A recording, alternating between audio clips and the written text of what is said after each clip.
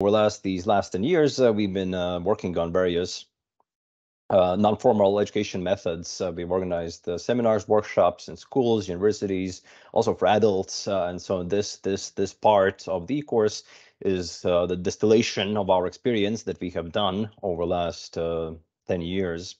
And as you can see in the image, so the world is different than 20, 30, 40 years ago. The world has significantly changed. We have more access to information than ever, and we have more nonsense or problematic information floating around than ever. So this course is more relevant than essentially ever before.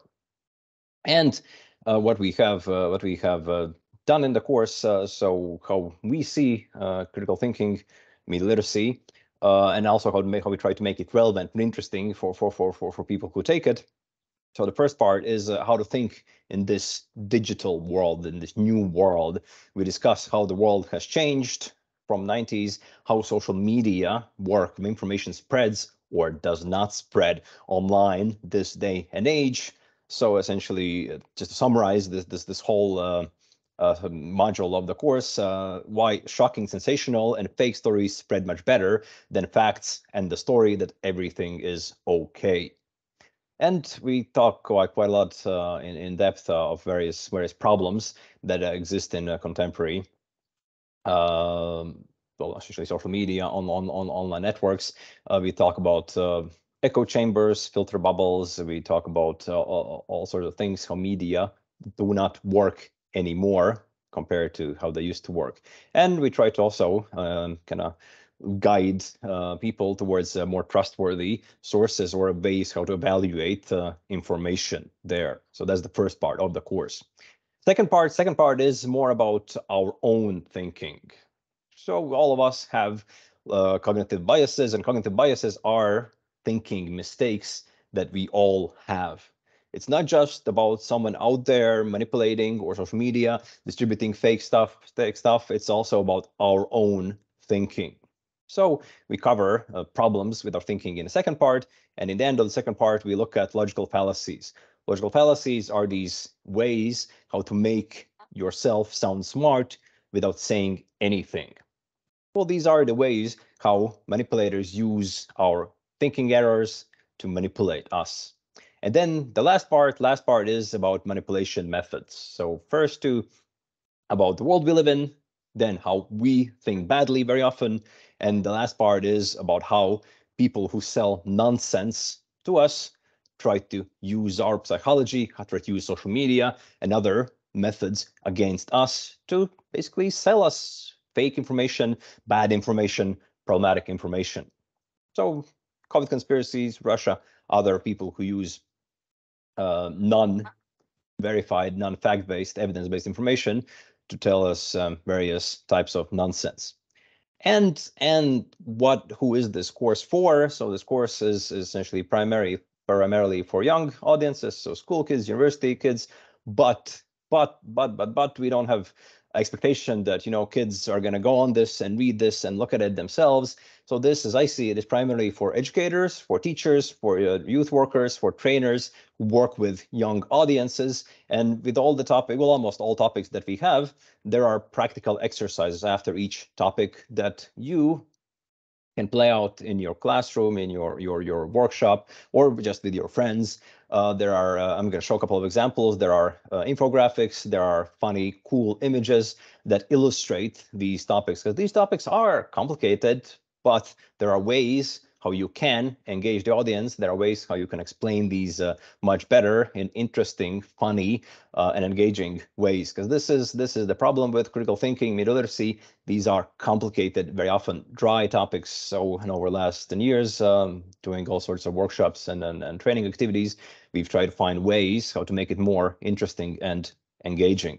For example, one image. So I already mentioned that we have on social media echo chambers. In, I don't know, 20 years ago, 30 years ago, before the internet, if you were into conspiracies, you were only one. You didn't know anyone else who was into conspiracies. You were the outlier, the outcast. Now, if you believe that the earth is flat, you can go online, you can find hundreds, thousands of people who agree that the earth is flat. So echo chambers where all the people believe in the same information and guard against critical thinking, guard against other opinions exist. And that's one thing to watch out from social media, not to get stuck in this echo chamber of bad opinions. And a nice caricature that very, very well illustrates what we write about in the section in the course about these echo chambers. And then we have all sorts of infographics, some of them relatively simple. So how to make a strong argument, we talk about it. We talk about how people manipulate us, but we also talk about how to think better, how to express yourself better. And for all the arguments that people are making, so you should state your claim, your argument. You should explain what you mean by it, not just throw out some statement. And then you should give evidence. You should give justification for what you have just said. What are the data, facts, science, research, whatnot behind it, why this is true. And then at the end, ideally, you give a cool example. Either you show a graph, you tell a story, you show illustration of what proves your point. And this might sound very simple, but practical exercise that we have in this e-course is to make people look for statements by political leaders in media, by essentially anyone around you, and try to see how many of them have this explanation and justification part. And a lot of them don't. Very often, people in media and social media especially, they just throw out something without any explanation, without any justification. So if you state something without any evidence, there's no reason why I or anyone should believe that if it is just stated out loudly without any basis. Then some of the graphs are more complicated. I'm not going to go through this. So to hear about it, you should look into the course. And some of the graphs we didn't make. Some of the graphs we have translated from all the existing sources. So over the 10 years, we've looked into essentially what works, what doesn't work. And in this e-course, we translated the best stuff that we have found. And on some of these infographics, for example, this one about types of misleading news, we also have a game that you can play out in your workshops, classrooms, whatnot. Very simple game. So there are 10 types of misleading, problematic information. And we also have these printouts you can print out easily, and you can distribute them to your participants. And the task is to arrange which type of problematic information is more problematic, more dangerous, more bad, which is less problematic. Because if a good quality news, online news source puts a clickbaity title, that's problematic, but that's not as bad as a fully made up, harmful conspiracy about health-related issues. So all these topics are packaged in a relatively usable, user-friendly, and a simple way that is that resonates with youth target audience quite well. So I think I'm gonna finish with this. To find out more, you need to go into this e-course. We have it in all 3 Baltic languages, also in English and in Russian language, and other country leads can talk about this more. But in Latvia, already 800 people have taken this course, so this online course. So we're trying to, also in this event, trying to disseminate it is as far as possible. So thanks. Now I'm going to give the floor to Rugile, who will talk more about the political participation part of this course, because critical thinking, media literacy, they go very, very close hand in hand with political participation. So hello, everyone. Can you see slides? Yes. So, like Martin said, my name is Rugile and I'm from Learn Before You Vote from Lithuania. The main focus of our organization, we are network. So the main focus for us is voting, political watchdogging, and the decision-making process. So we decided to make an e-course about it. And we had discussions with interest groups like youth workers, teachers, and young people, why there is like very dry lessons in schools about this particular topic. And we thought that we need some more interactive methods talk about it and to work with young people and talk about this topic. So this e-course includes 3 themes. It is conscious participation and conscious voting during elections. So to do that, we need to understand what powers national parliament, municipality president, and European Parliament have, and what is the perfect candidate for me. Maybe it is male, maybe it is female, or so on, or maybe they're old or young.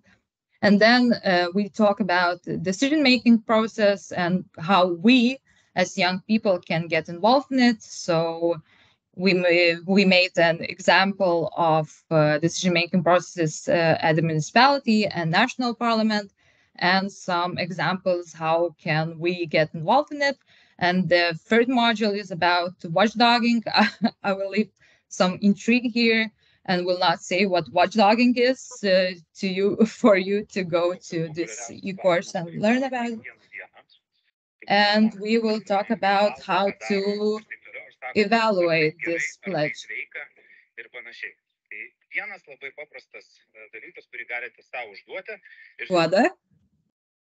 Thank you.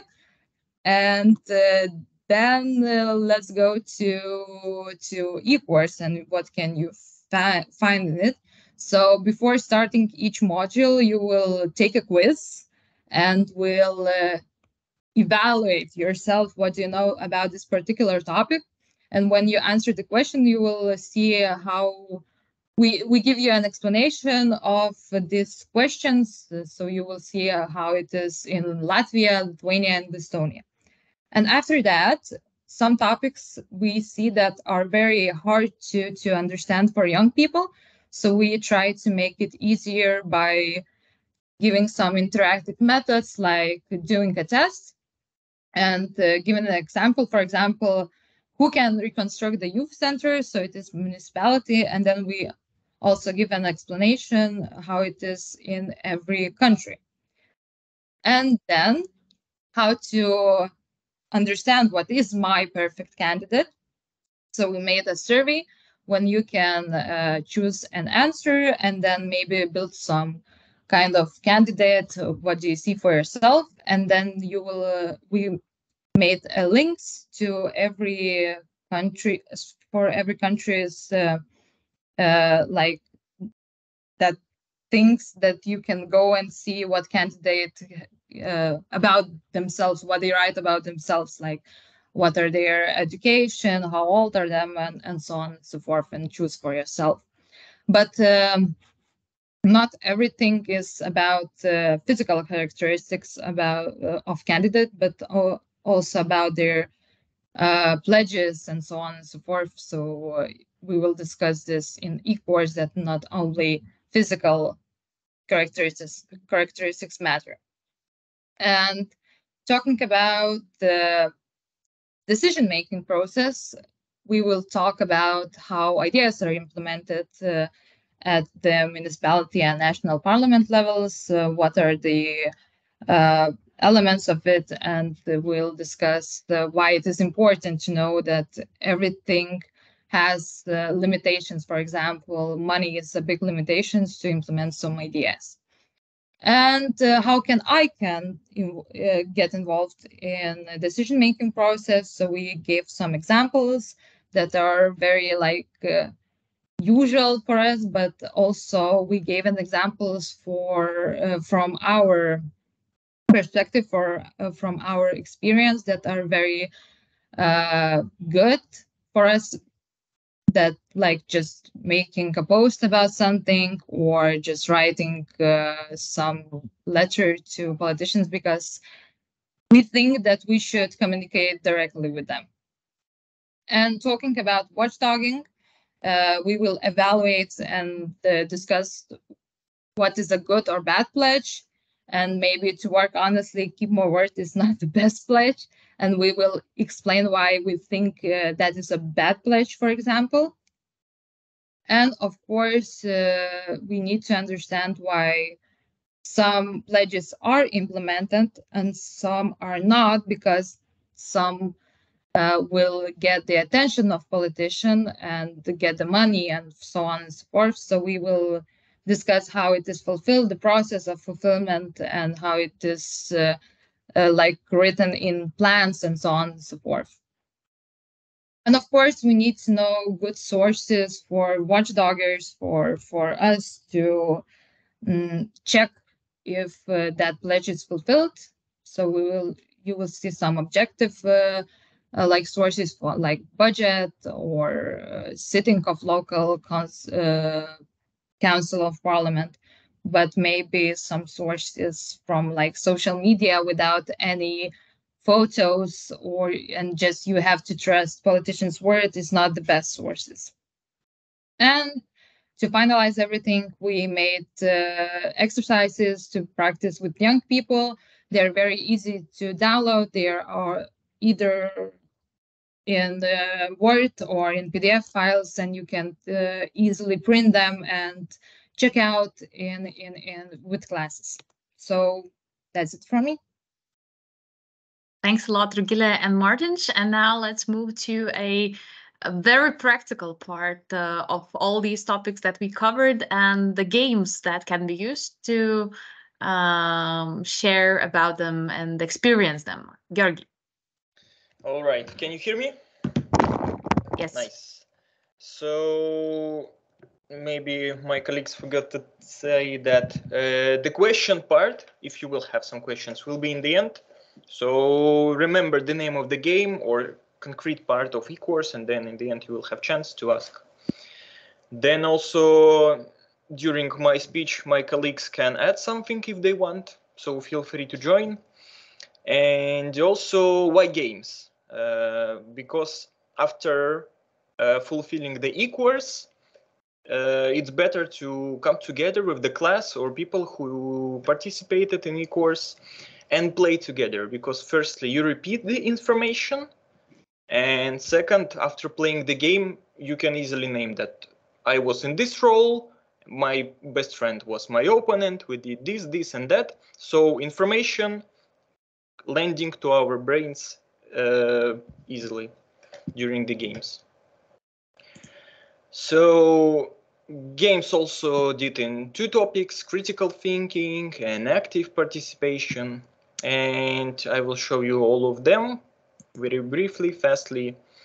And we also have a toolbox, which also available online. So you can open it and you can see here is the whole description of the games, who, how, when can play them. And they're also printed materials. So some of the games are printed already, and I will show you today some examples of this. And if you are in one of the Baltic countries, Estonia, Latvia, Lithuania, then you can write to us and maybe borrow or rent games from us. And if you don't wish, you can easily print them out and play by yourself. And all the information available in a toolbox. So the first game is Nonsensei, and it's also Martin shared a little bit about different logical fallacies. So what do we need to do is to guess, first of all, to think out some example of this, and then to guess what others propose you. So it's a simple card game about making out and checking red flags and logical fallacies. Next game will be Conquer the Universe. This is how it's look like. So the aim of the game is to dominate the world with your conspiracy theories. So you can choose out of several theories like Flat Earth or Titanic never sank or Michael Jackson is still alive. And you can try to push your conspiracy theories up and also defend with the cards from your opponent theories. And the first who reach the center is win and can read a secret message to all the players.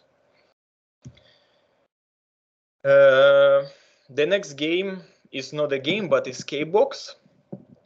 It's like an escape room, but it's in a smaller version, so you can bring it somewhere in the class and play it all together. So, and this is called a wonky case about your colleague who was a reporter in your organization, and you try to find out where he disappeared and what happened to him. So there are some different puzzles you need to solve. For example, to open the box, you need to go through this labyrinth, and then you will have some key or numbers or letters. Then you open a box and you go to the next puzzle. And then you discover what happened, what is the plot of the game. Next game is a bit bigger, and it's called Fake It Till You Take It. So I can show you also, we have a bigger field for this game. And as you can also see, there are a lot of small pieces in this game, such as different meeples, tiles, pawns, and chips.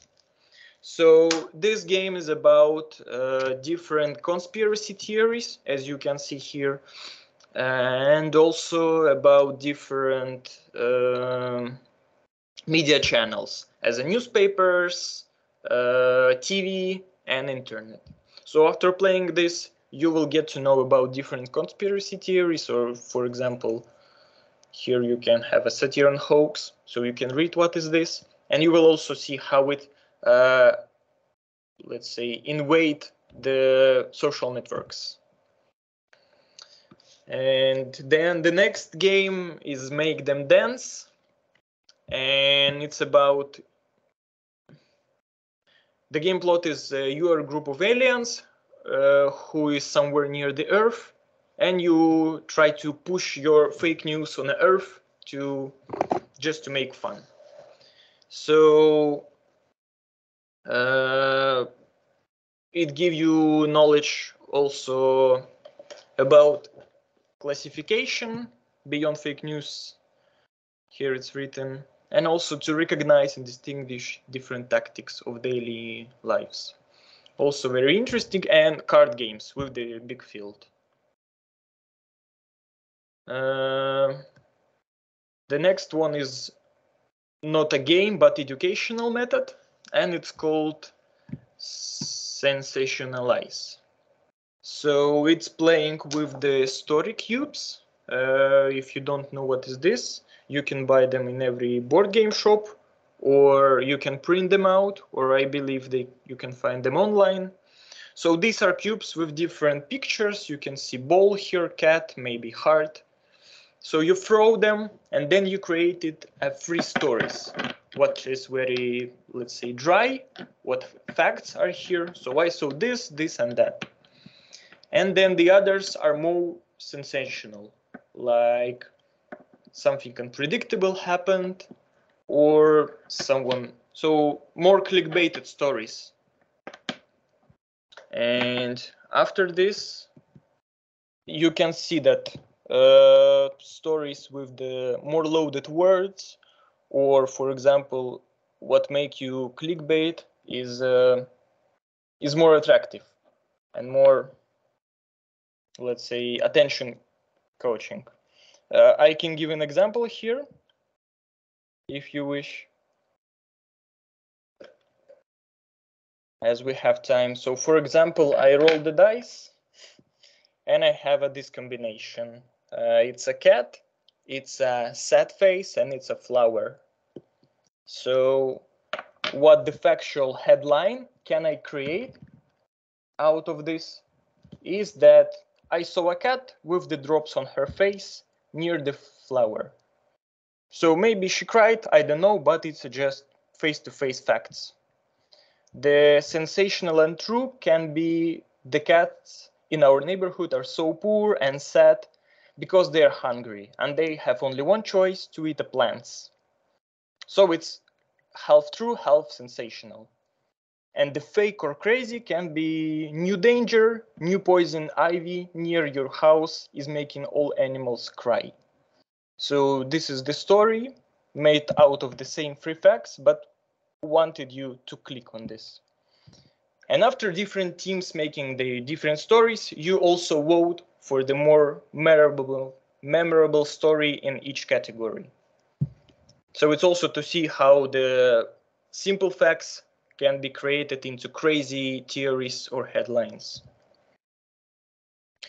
And now we're moving to the next part, which is watchdogging and active participating. And the big game, what called the Watchdog of Baltlandia. It can be played from 2 to 6 people or in teams. So 2 people can play as one player, as you also need to think and make some decisions. And it's also a big board game with the big field. And it's also consists of 4 phases. So here's the field, ready-made of field.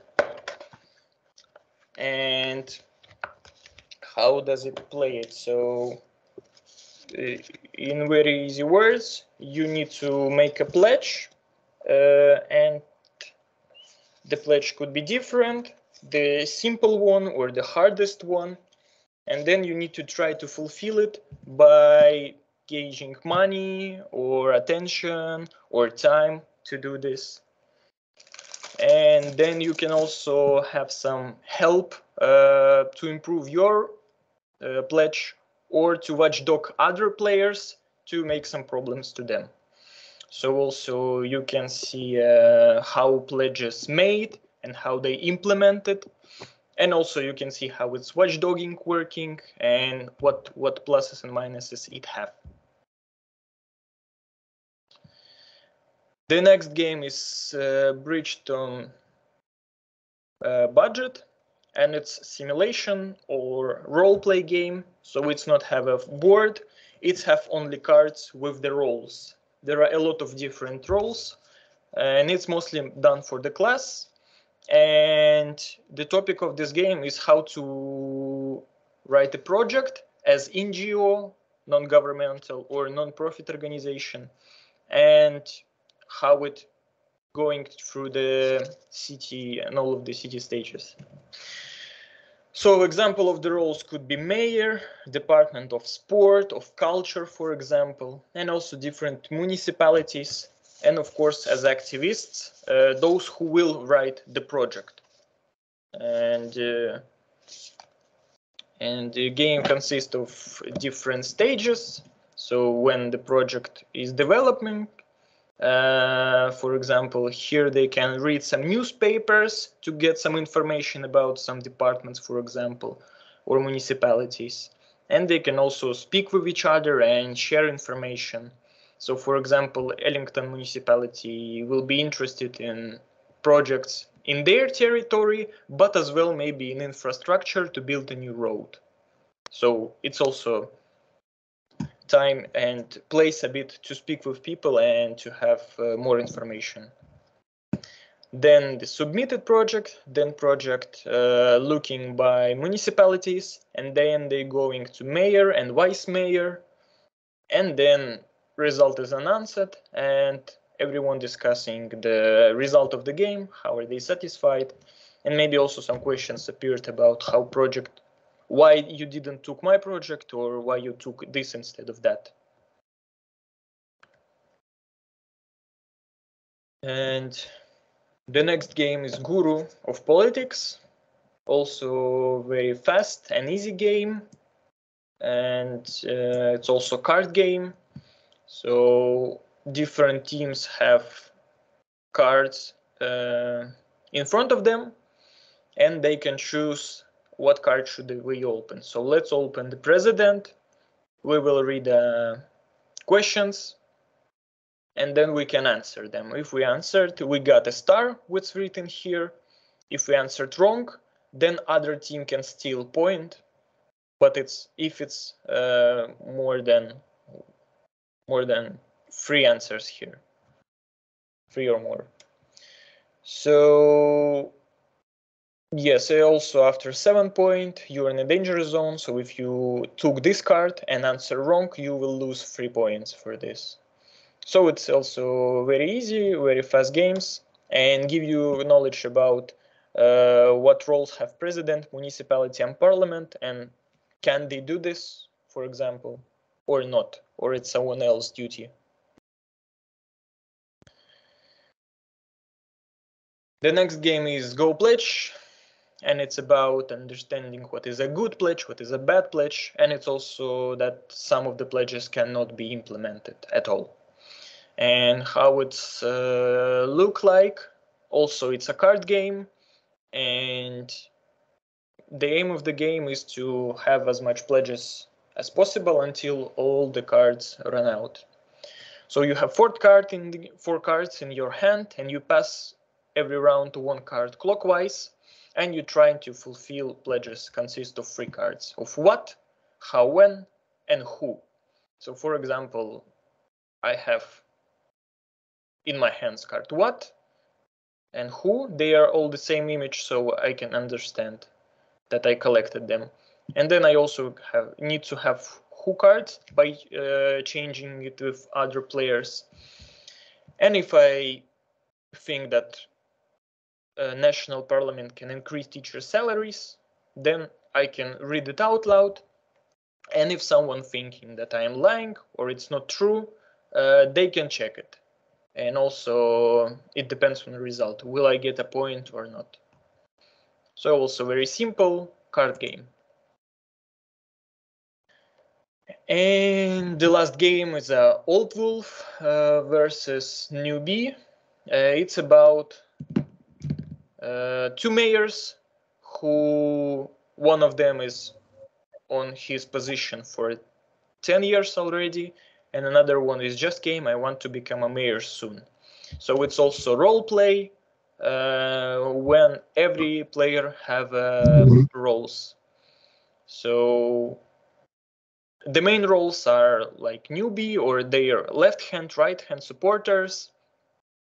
And also for all other people who is more than 8 participants, we have some random roles as, I don't know, youngsters, youth organizations, old people, young parents, some communities, and maybe travel enthusiasts, maybe eco activists. So they also have their interests. And it's making in different stages, and you also have a field when you look into all the stages. So you have a debates every time. One mayor, one candidate say something, another one say something, and other people around can ask some questions also. And then left hand and right hand of each mayor can help them or to make some problems to the opponent. And then at the end, the voting is happening. So you also, as a mayor, try to gather as much different people from society as possible. So of course you cannot do everything for everyone, and maybe old people will be mad at you as you build a playground instead of benches in a park. But still, in the end, you will see the result. Have you tried to implement it? And who will be a new mayor, the old one or the new one? So that's it for the games. And now it's time for the questions. And I give over to Aushrin. Thank you, Gosha.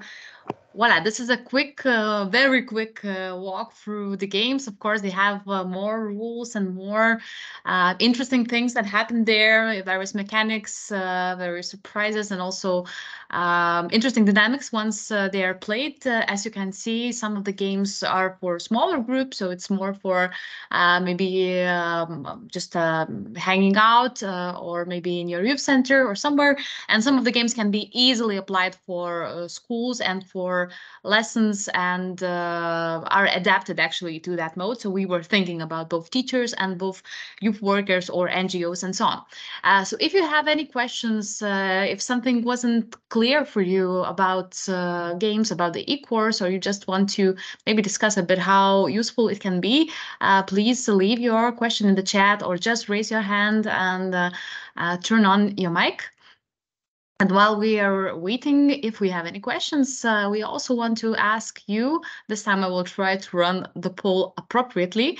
And yeah, we would like to ask you if, yeah, how likely are you to try this e-course that you just heard about?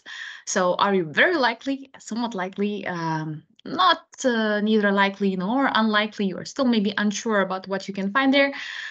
More or less unlikely, and very unlikely, well, what's this course even about? So just press the button and let's see. All right, we already have some people interested. And this is interesting and nice to hear and to see.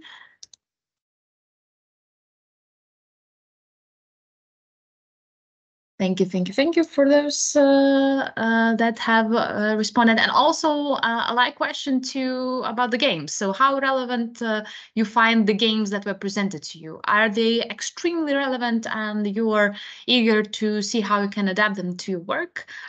Were they more or less so, maybe good, maybe not sure?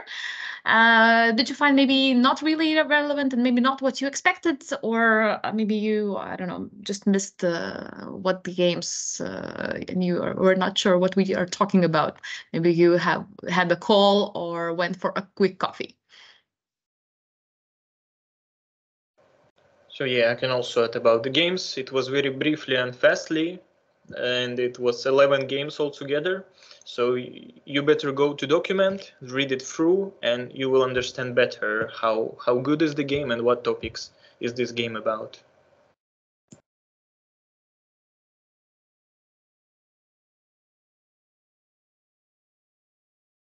All right. If you have any follow-up questions, you know our emails, you know where to find us. So do not hesitate to drop us a message if you maybe have ideas where to adapt it, or maybe you would like to further improve it. Please do so. We are very much eager to hear from you. We will share all the links to the toolbox and to the e-course with you via email. You can also already find them on the chat. So we thank you for your time. If there are no more questions, okay. So we thank you for your time, and oh, we have yes, of course. Indeed, if you feel that, thank you, Jaffa, I hope you pronounced it correctly, for the message. For those that do not see it in the chat, so yes, that you need to review all the games and check out, and then maybe further questions would come, maybe on the dynamics, maybe on how to adjust it to your groups. So do not hesitate to get in touch with us. Since this is also a pilot phase still of the games, we have tried them with our communities, we have tried them with our target groups. We also had a lot of participants taking part in the e-course, but we are also looking on how to further improve it, and that it would be used across not only Baltic States, but also across Europe. So we wish you a very good Friday afternoon. I thank my colleagues, Rugile, Martin, and Gosha, for joining and sharing amazing presentations and great ideas about all the tools. Have a good Friday, have a good weekend, and the summer is in front of you. So have a good day. Thank you. Bye.